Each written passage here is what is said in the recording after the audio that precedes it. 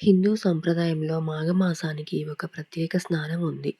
2026వ సంవత్సరంలో జనవరి 19 నుండి ఫిబ్రవరి 17 వరకు ఈ పవిత్ర మాసం ఉంటుంది. ఈ నెల రోజులు ఆధ్యాత్మిక క్రమశిక్షణతో గడిపితే సకల పాపాలు తొలగి సుఖ సంతోషాలు కలుగుతాయని శాస్త్రవచనం. స్నాన నియమాలు. మాఘమాసంలో స్నానానికి ఉన్న ప్రాముఖ్యత మరి ఇతర మాసంలోనూ లేదు. సమయం. సూర్యోదయానికి ముందే స్నానం ఆచరించడం ఉత్తమం. బ్రహ్మ ముహూర్తంలో చేసే స్నానం పుణ్యప్రదం.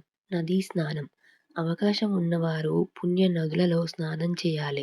ఇంటి వద్ద పరిహారం. నదులకు వెళ్ళలేని వారు స్నానం చేసే నీటిలో పసుపు లేదా నువ్వులు కలుపుకోవాలి.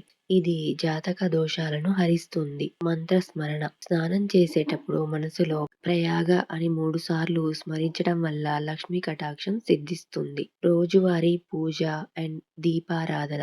సూర్య ఆరాధన. ఆరోగ్యం కోసం ప్రతిరోజు సూర్యుడికి నమస్కరించాలి. ఆదివారాలు రాగి పాత్రలో నీరు, ఎర్రటి పూలు వేసి సూర్యుడికి అర్ఘ్యం ఇవ్వడం విశేష ఫలితాన్నిస్తుంది. తులసి పూజ. ఈ నెలంతా తులసి కోట వద్ద దీపం వెలిగించి 5 ప్రదక్షిణలు చేయడం వల్ల ఇంట్లో ధనవృష్టి కలుగుతుంది. దీపారాధన. శని దోష నివారణకు నువ్వుల నూనెతో, అష్టైశ్వర్యాల కోసం ఆవు నూనెతో దీపారాధన చేయాలి. ముగ్గులు. ఇంటి ముందు బియ్యపిండితో ముగ్గులు వేయడం లక్ష్మీదేవికి స్వాగతం పలికినట్లు అవుతుంది. ఆహార నియమాలు. మాఘమాసంలో సాత్విక ఆహారానికి ప్రాధాన్యత ఇవ్వాలి. నిషిద్ధం. మాంసాహారం, ఉల్లిపాయ, వెల్లుల్లి మరియు ముల్లంగికి దూరంగా ఉండాలి. శ్రేష్టం. నువ్వులు, పెసరపప్పు, ఆకుకూరలు ఆహారంలో భాగంగా తీసుకోవాలి. గమనిక. ఈ మాసంలో కొత్తగా వెండి లేదా ఇత్తడి వస్తువులను కొనుగోలు చేయకూడదని పెద్దలు చెప్తారు. ఆర్థిక ఇబ్బందులకు ప్రత్యేక ఆహారాలు. లక్ష్మీదేవి పూజ.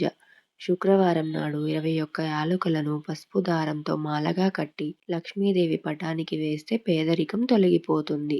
వెంకటేశ్వర స్వామి సేవ. శనివారం నాడు స్వామివారి ముందు 3 బియ్యపిండి దీపాలు వెలిగించాలి. వాస్తు పరిహారం.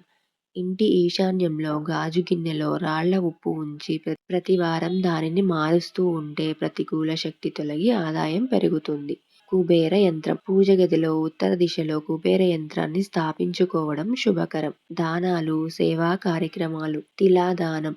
మాఘమాసంలో నువ్వులను దానం చేయడం వల్ల స్వర్గలోక ప్రాప్తి కలుగుతుందని పురాణాలు చెప్తున్నాయి. స్వయం పాకం. బ్రాహ్మణులకు బియ్యం, పప్పు, బెల్లం, నెయ్యి, కూరగాయలు దానం ఇవ్వడం వల్ల పితృదేవతల ఆశీస్సులు లభిస్తాయి. గోసేవ. గోవుకు పచ్చిగడ్డి లేదా అరటి పండ్లు తినిపించి ప్రదక్షిణ చేస్తే సర్వదేవతల అనుగ్రహం కలుగుతుంది. ముఖ్యంగా రథసప్తమి మరియు మాఘ పౌర్ణమి తిథులను అస్సలు వదలకండి. ఈ రోజుల్లో చేసే చిన్న దైవ కార్యం కూడా అశ్వమేధ యాగం చేసిన ఫలితాన్ని ఇస్తుంది. 2026 మాఘమాసంలో ఈ నియమాలను పాటించి మీ జీవితాన్ని సుఖమయం చేసుకోండి. మీకు ఈ సమాచారం ఉపయోగకరంగా అనిపిస్తే మీ మిత్రులకు కూడా షేర్ చేయండి. జై శ్రీరామ్.